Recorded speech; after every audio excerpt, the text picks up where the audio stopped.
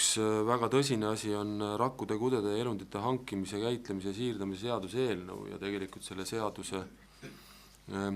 vastuvõtmine puudutab igat Eesti kodanikku, kes tulevikus tahaks olla doonor või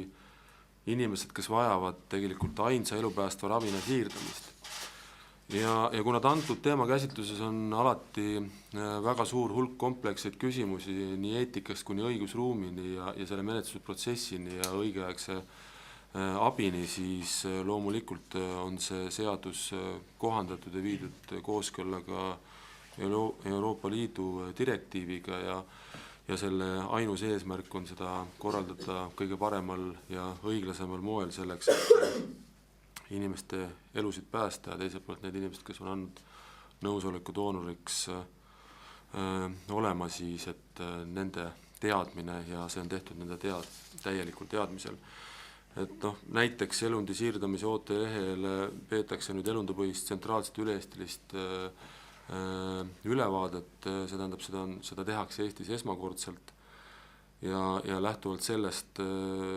registreeritakse siis